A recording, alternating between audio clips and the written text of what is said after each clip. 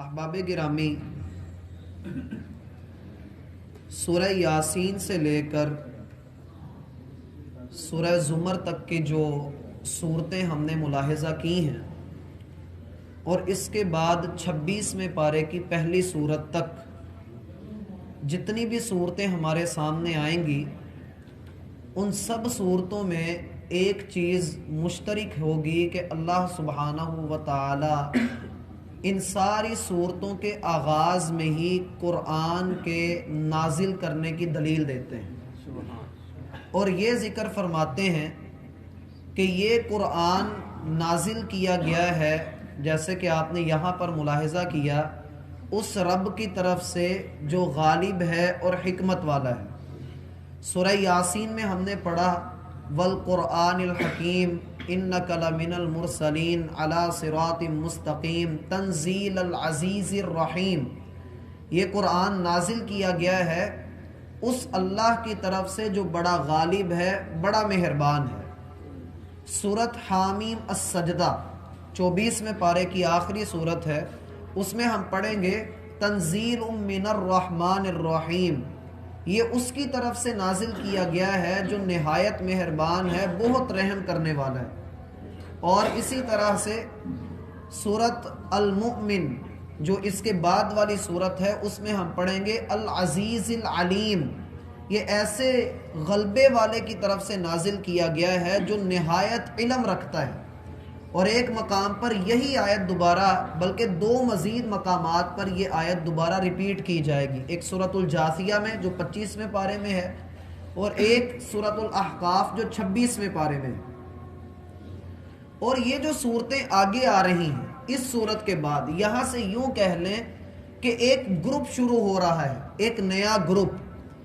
اس group کی جتنی صورتیں آئیں گی وہ ساری حامیم سے شروع ہوں گی۔ جتنی بھی صورتیں آگے آئیں گی 26ویں پارے کی پہلی صورت تک، وہ ساری حامیم سے شروع ہوں گی۔ بعض اہل علم کہتے ہیں کہ یہ صورت بھی حامیم والی صورتوں میں شامل ہے، بس فرق اتنا ہے کہ اس کے شروع میں حامیم نہیں آیا، بقایا اس کا مضمون انہی جیسا ہے۔ اور جو باقی حامیم والی صورتیں ہیں، سورہ مومن سے لے کر سورۃ الاحقاف تک، ان صورتوں کو عام طور پہ حوامیم کہا جاتا ہے۔ جب ہم انشاءاللہ اس صورت پر پہنچیں گے یہ تفصیل میں آپ لوگوں کو پھر بتاؤں گا، لیکن اس کو یہاں اس لیے بتا رہا ہوں کہ بعض اہل علم کے نزدیک یہ صورت بھی انہی صورتوں میں شامل ہے۔ یہ گروپ کا آغاز کیا جا رہا ہے اور یہ جتنی بھی صورتیں ہوں گی ساری مکی ہوں گی، ساری صورتیں یہ مکی آئیں گی۔ اس کے بعد پھر مدنی صورتوں کا ایک سلسلہ شروع ہوگا، پھر درمیان میں مکی صورتیں مکس ہوتی جائیں گی۔ لیکن یہاں فی الوقت یہ ذہن میں رکھ لیجئے کہ یہ صورت ایک مقدمہ ہے باقی تمام حامیم والی صورتوں کا۔ پچھلی صورت کے اختتام پر ہم نے اس بات کو پڑھا کہ قرآن اللہ سبحانہ و تعالی کی طرف سے سارے جہان والوں کے لیے نصیحت ہے، اور جو نہیں مانتا ان قریب وہ جان لے گا کہ قرآن کی خبریں سچی ہیں، قرآن کی باتیں سچی ہیں۔ اب اس بات کی دلیل ہم کہاں سے لیں کہ یہ اللہ ہی کی طرف سے نازل کیا گیا ہے؟ یہ دعویٰ تو قرآن نے کر دیا، اب ہمیں اس کی دلیل تلاش کرنی۔ دلیل اس کی یہ ہے کہ اللہ سبحانہ و تعالی نے اس کتاب کو آج سے 1400 سال پہلے نازل فرمایا۔ دنیا کی کوئی ایسی کتاب نہیں کہ جس کا ہر سال یا کچھ مدت کے بعد نیا ایڈیشن نہ آتا ہو اور اس میں کچھ تبدیلیاں نہ ہوتی۔ ہر کتاب کے ساتھ ایسا ہوتا ہے، لیکن ایک واحد قرآن ہے کہ 1400 سال گزر گئے ہیں، زبر زیر تو دور کی بات ہے، نقطے تک کی تبدیلی نہیں ہو سکی۔ اور سب سے بڑھ کر یہ کہ دنیا میں یہ واحد کتاب ہے جس کو زبانی یاد کرنے والے لاکھوں کروڑوں کی تعداد میں ہیں۔ اور پھر اس کتاب کا اللہ رب العالمین کی طرف سے نازل ہونا، میں نے ایک مرتبہ پہلے بھی آپ لوگوں کے سامنے یہ بات رکھی تھی کہ اس میں 1000 سائنسی حقائق اللہ نے ذکر کیے ہیں۔ 1000 دعوے کیے گئے ہیں، اور یہ خبریں 1400 سال پہلے دی گئی ہیں۔ سائنس آج ان 1000 دعووں کی تصدیق بھی کرتی ہے، ان کو مانتی بھی ہے، اور یہ کہتے ہیں کہ یہ ہماری ریسرچ ہے۔ اور جب وہ قرآن کے اوپر غور کرتے ہیں تو ان کو سمجھ آتی ہے کہ یہ باتیں عام انسان کی باتیں نہیں ہیں۔ اس کی تیسری بڑی بات یہ ہے کہ یہ قرآن ہر دور کے انسانوں کے لیے ہدایت والا رہا ہے، ہر دور کے انسانوں کے لیے۔ آپ قرآن کی آیات پڑھتے ہوئے اس بات پر تدبر کر سکتے ہیں کہ گویا قرآن مجھے اور آپ کو مخاطب کر رہا ہے، قرآن مجھے اور آپ کو جھنجھوڑ رہا ہے۔ یہ ہر دور میں ہر انسان کے لیے ہدایت کا ذریعہ رہا، جبکہ پہلی کتابوں کے اندر ان کے اندر جو خصوصیت تھی وہ ایک خاص مدت تک کے لیے تھی، لیکن یہ والی جو کتاب ہے، یہ جو قرآن ہے، یہ در حقیقت اس رب کی طرف سے نازل کیا گیا ہے جس نے ہمیں پیدا کیا ہے، وہ ہماری روحانی ضروریات کو پورا کر رہا ہے۔ یہاں پر جو لفظ تنزیل استعمال ہوا ہے، تنزیل کا معنی ہوتا ہے بڑے اہتمام کے ساتھ اتارنا، بڑے ہی اہتمام کے ساتھ تھوڑا تھوڑا کر کے، ضرورت کے مطابق تھوڑا تھوڑا کر کے اس کو نازل کرنا۔ اور آپ جانتے ہیں کہ 23 سال کے عرصے میں اس قرآن کو نازل کیا گیا، جبکہ قرآن ایک جگہ پر یہ بھی کہتا ہے اِنَّا أَنزَلْنَاهُ فِي لَيْلَةِ الْقَدْرِ، ہم نے اس قرآن کو لیلۃ القدر میں پورے کا پورا نازل کر دیا۔ ایک جگہ پر قرآن کہتا ہے شہر رمضان الذی انزل فیہ القرآن، رمضان وہ مہینہ ہے کہ جس میں قرآن کو نازل کیا گیا۔ قرآن مختلف جگہوں پر جو ہے وہ عجیب عجیب دعویٰ کر رہا ہے، ایک جگہ پر کہتا ہے سارے نازل کر دیا، ایک جگہ کہہ رہا ہے کہ لیلۃ القدر میں نازل کیا، ایک جگہ کہتا ہے کہ صرف رمضان میں نازل کیا، اور ایک جگہ کہتا ہے کہ تھوڑا تھوڑا کر کے نازل کیا۔ ہم ان ساری باتوں کو جمع کیسے کریں؟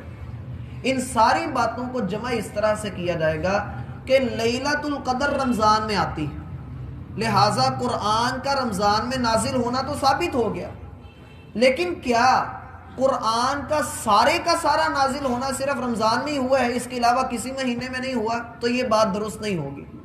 ہم اس میں 3 باتیں ذکر کر سکتے ہیں۔ اللہ رب العالمین نے ایک لوح محفوظ بنائی ہے، لوح محفوظ سمجھتے ہیں نا لوح محفوظ کو، جس میں شروع دن سے لے کر کائنات کی تخلیق سے لے کر قیامت تک کے احوال لکھے ہوئے ہیں، اس میں قرآن بھی لکھا ہوا ہے۔ اللہ رب العالمین نے لیلۃ القدر میں پورا قرآن وہاں سے اٹھا کر پہلے آسمان کے اوپر اکٹھا ہی نازل کر دیا، پہلے آسمان تک اس کو پہنچا دیا۔ اس کا مطلب ہوگا کہ ہم نے پورے قرآن کو لیلۃ القدر میں نازل کیا۔ سمجھ آ گئی بات؟ یہ میں اپنی طرف سے نہیں بتا رہا، یہ حدیث میں آتا ہے کہ اللہ نے یوں کیا۔ اب رمضان میں جو قرآن نازل ہوا، اس پر اہل علم کہتے ہیں کہ اللہ کے رسول صلی اللہ علیہ وسلم پر جو پہلی وحی اقرأ بسم ربک الذی خلق اتری تھی، وہ رمضان کے مہینے میں اتری تھی۔ 2 باتیں درست ہوئیں۔ اب آ جائیے تیسری بات پر کہ قرآن تھوڑا تھوڑا کر کے نازل ہوا۔ اس کا مطلب یہ ہے کہ جتنی ضرورت ہوئی اتنا اللہ رب العالمین نے نازل فرما دیا، اکٹھا سارا نازل نہیں کیا۔ یہ بالکل ایسے ہی ہے جیسے اللہ رب العالمین آسمان سے پانی برساتا ہے تو قطرہ قطرہ کر کے برساتا ہے، بارش کی صورت میں برساتا ہے۔ اگر اللہ اکٹھا ہی برسا دے تو چھتیں گر پڑے، گھر تباہ ہو جائے۔ اللہ سبحانہ و تعالی نے اس قرآن کو تھوڑا تھوڑا کر کے نازل کیا، ذہن بن جائے، لوگ اس پر عمل پیرا ہونا شروع ہو جائیں، لوگ اس کا مزاج سمجھ لیں۔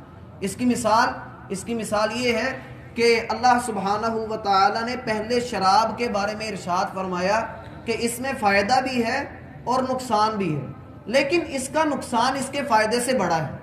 پھر اللہ رب العالمین نے منع کر دیا کہ لوگوں جب نماز ادا کرنی ہے تو نماز نشے کی حالت میں ادا نہیں کرنی، اور جب لوگوں کا ذہن بن گیا تو سیدنا عمر رضی اللہ عنہ فرماتے ہیں ابھی اللہ نے شراب کو حرام نہیں کیا تھا، اور میں اللہ کے رسول سے کہہ رہا تھا اللہ کے رسول کسی طریقے یہ شراب حرام ہو جائے نا تو بڑا سکون ہو جائے۔ تو فرماتے ہیں اللہ رب العالمین نے پھر آیات نازل فرما دی فَهَلْ أَنْتُمْ مُنْتَهُونَ، اب تم کب باز آؤ گے اور کب شراب سے اپنے ہاتھوں کو روکو گے؟ تو جب یہ آیات نازل ہوئیں، صحیح بخاری میں آتا ہے کہ مدینہ میں لوگوں نے اپنے شراب کے مٹکے بہا دیے، وہ ساری شراب ان لوگوں نے ضائع کر دی۔ اب یہی حکم پہلے نازل کر دیا جاتا تو لوگ اس پر عمل نہیں کر سکتے تھے، آہستہ آہستہ دین پر عمل کروایا گیا ہے۔ بات کی سمجھ آتی؟ اس کو کہیں گے تنزیل۔ انزلنا میں اور تنزیل میں بڑا فرق ہے۔ انزلنا کا معنی ہوتا ہے ایک مرتبہ ہی نازل کر دیا، اور تنزیل کا معنی ہوتا ہے تھوڑا تھوڑا کر کے، اہتمام کے ساتھ، جتنی ضرورت ہے اتنی ڈوز دے کر اللہ رب العالمین نے نازل کیا۔ اب اس کتاب کا نازل کرنا ہے اللہ کی طرف سے۔ اللہ کون ہے؟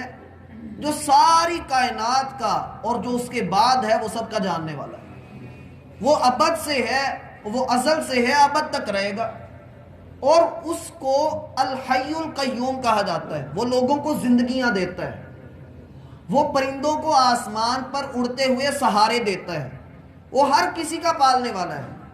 اس نے انسان کو مٹی سے اور روح کے مرکب سے اس نے پیدا کیا، وہ مٹی کے جسم کو مٹی سے خوراک دے رہا ہے، اور روح کو آسمانوں سے بھیج کر اس کی خوراک بھی آسمانوں سے نازل کر رہا ہے، جسے آپ نے تنزیل الکتاب کہا۔ اور العزیز، وہ اللہ ایسا غالب ہے کہ تم اس کی کسی ایک بات کو چیلنج نہیں کر سکتے، وہ اتنا غالب ہے۔ اور العزیز میں یہ بھی ہے کہ وہ تم پر اتنا غالب ہے کہ اگر اس کا حکم آ جائے تو تمہارے ہاتھوں کی، تمہاری آنکھوں کی اور تمہارے کانوں کی جتنی اللہ رب العالمین نے فنکشنلٹی رکھی ہوئی ہے سب کچھ ختم ہو جائے، وہ اتنا غالب ہے، لہٰذا تم اس کے احکامات کو چیلنج نہیں کر سکتے۔ الحکیم، اگر وہ غالب ہے، اقتدار اعلیٰ اس کے پاس ہے، وہ حاکم اعلیٰ ہے اور قادر مطلق وہ ہے، تو پھر یہ مت سمجھو کہ وہ کوئی ظالم ہے، بلکہ الحکیم اس کا ہر کام حکمتوں پر مبنی ہوتا ہے، اس کے ہر کام کے اندر حکمت ہوتی ہے، ہماری عقل اس کا احاطہ نہیں کر سکتی۔ لا یحیطون بشیء من علمہ الا بما شاء، آپ اس کے علم کا احاطہ نہیں کر سکتے، ہاں جس کو وہ جتنی سمجھ عطا کرے اتنا وہ لے لیتا ہے۔ اب اگر ان دونوں کو اکٹھا کر کے سمجھیں العزیز الحکیم کو، تو پھر ایک تیسرا معنی بھی نکلتا ہے، اور وہ معنی یہ ہے کہ اللہ رب العالمین ایسا غالب ہے کہ اس کے غلبے میں حکمتیں پنہاں ہیں۔ اور ایک معنی یہ بھی نکالا جا سکتا ہے کہ اس کی حکمت ایسی کمال ہوتی ہے کہ ہر کسی کے اوپر حاوی ہو جاتی ہے، ہر کسی کے اوپر وہ حاوی ہو جاتی ہے، کوئی بندہ بھی اللہ کی حکمت سے انکار نہیں کر سکتا۔ ہاں جو انکار کرتا ہے وہ شرک کا مرتکب ہوتا ہے۔ جب اللہ رب العالمین نے یہ کتاب اتنے اہتمام اور اپنے غلبے اور حکمت کے ساتھ نازل فرمائی ہے، تو پھر اس کا ایک ایک حکم، اس کا ایک ایک لفظ بھی حکمتوں سے بھرپور ہے، اور جو کوئی اس کا تعلیم حاصل کرتا ہے، اس کو پڑھتا ہے، اس کو سیکھتا ہے، اللہ اسے بھی حکمت عطا کر دیتا ہے، اللہ اسے بھی غلبہ عطا کر دیتا ہے۔ یہ دونوں باتیں قرآن کے اندر موجود ہیں۔ اللہ فرماتے ہیں کہ اللہ نے فیصلہ کر دیا ہے کہ میں اور میرے رسول غالب آ کر رہیں گے، اور دوسری جگہ پر یؤتی الحکمت من یشاء، اللہ اپنے بندوں میں سے جس کو چاہتا ہے حکمت عطا کر دیتا ہے، اور جسے حکمت مل جاتی ہے اسے سب سے بڑی خیر عطا کر دی جاتی ہے۔ اللہ رب العالمین ہمیں سمجھنے کی توفیق عطا فرمائے۔ احباب گرامی،